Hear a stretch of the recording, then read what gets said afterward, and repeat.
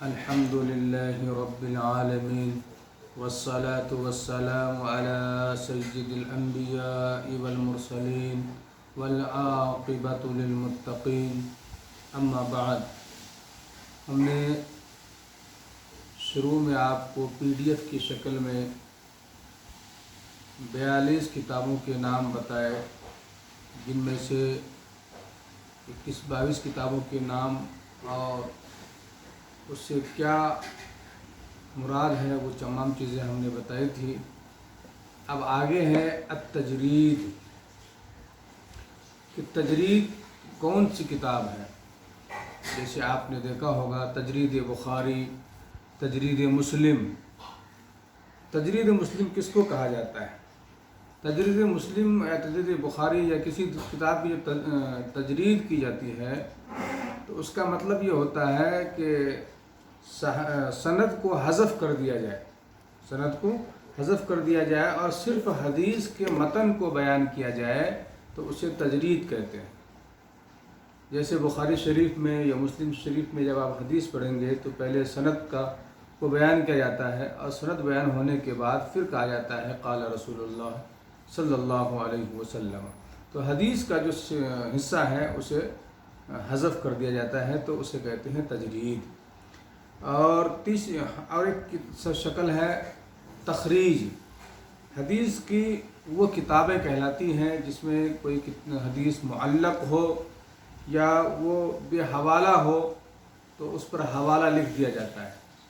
جیسے آپ نے بہت ساری کتابوں کے بارے میں دیکھا ہوگا کہ اس کے اوپر کام ہوتا ہے، اس کے اوپر حوالے نہیں ہوتے ہیں تو اس پر حوالہ اور اس پر تمام چیزوں کو ذکر کیا جاتا ہے۔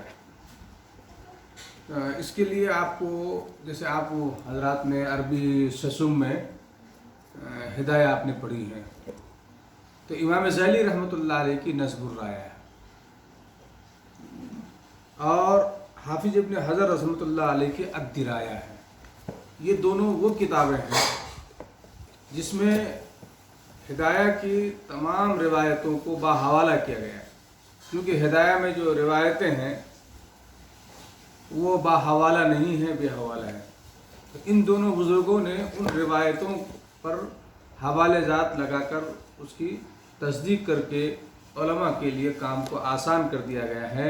تو جن کتابوں میں جس کتابوں کی حدیث پر حوالہ نہ ہو اس پر حوالہ نقل کر دینا، پوری حدیث کو بیان کر دینا، اسے تخریج کہا جاتا ہے۔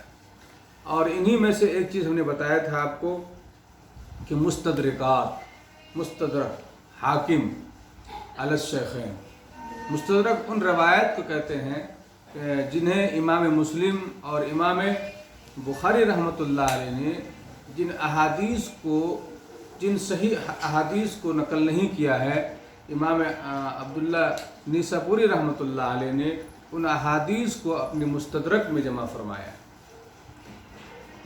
تو بعض حضرات جو یہ کہتے ہیں کہ صرف بخاری اور مسلم ہی کو سب سے اعلیٰ کہا جائے اور انہی میں سب سے زیادہ صحیح احادیث ہیں، تو ان کے لیے آپ کو معلوم ہونا چاہیے کہ مستدرک بھی ایک کتاب ہے۔ اگرچہ امام حاکم نیسابوری رحمۃ اللہ علیہ نے اس میں بعد میں دوسری قسم کی روایتیں بھی لائی ہے، اس میں کچھ کمزوری رہ گئی ہے جس پر علماء نے گرفت کیا ہے، لیکن امام حاکم رحمۃ اللہ علیہ نے وہ تمام صحیح احادیث جسے شیخین نے چھوڑ دیا تھا، آپ رحمۃ اللہ علیہ نے اس کو اپنی کتاب مستدرک میں لائے۔ اور انہی میں سے ایک ہے سنن کس کتاب کو کہا جاتا ہے؟ سنن ان کتب حدیث کو کہا جاتا ہے جو فقہی ابواب پر قائم کیا جائے۔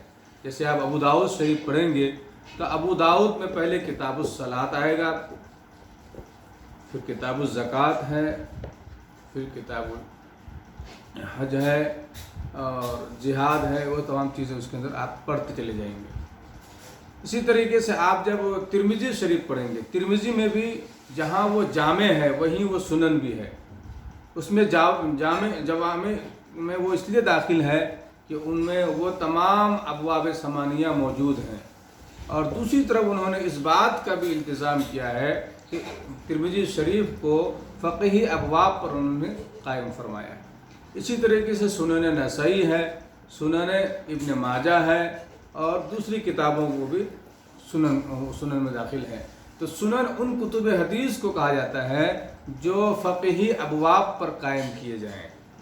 اور ایک ہے مستخرجات۔ مستخرجات ان احادیث کو کتابوں کو کہا جاتا ہے جس میں مصنف کسی سابق مصنف کے نام کو حذف کر کے اور اپنی سند کو کسی شیخ یا کسی استاد سے جوڑ دے، بیچ کے واسطے کو ختم کر دے، اس کو مستخرجات کہتے ہیں۔ مستخرجات کے اوپر بھی بہت ساری کتب حدیث لکھی گئی ہیں، جیسے مستخرج مسلم بھی ہے، بخاری بھی ہے، اور دیگر کتب پر بھی مستخرج لکھا گیا ہے جس میں واسطے کو ہٹایا گیا ہے۔ اب سوال یہ پیدا ہوتا ہے کہ مستخرج کا فائدہ کیا ہے؟ مستخرجات کا فائدہ یہ ہے کہ اس سے اصل کتاب کی احادیث کی تائید ہوتی ہے۔ جیسے امام بخاری رحمۃ اللہ علیہ نے اپنے استاذ کے حوالے سے اس حدیث کو نقل کیا اور دوسرے مصنف نے اسی حدیث کو امام بخاری کے واسطے کو ختم کر کے اپنے واسطے سے نقل کیا، تو معلوم یہ ہوا کہ اس حدیث کی تائید جہاں امام بخاری، امام مسلم اور دیگر محدثین نے کی ہے، اس محدث نے بھی، اس مصنف نے بھی کی ہے۔ تو یہ آج چھوٹ کا سبق ہے، یہ اس کو آپ یاد کر لیجئے۔ وہ جس سے سبق آپ کو صحیح یاد نہیں ہوا تھا، آپ اس کو ازبر کر لیں، انشاءاللہ باقی جو ہے 8-10 قسمیں انشاءاللہ وہ ہم کل آپ کو بتائیں۔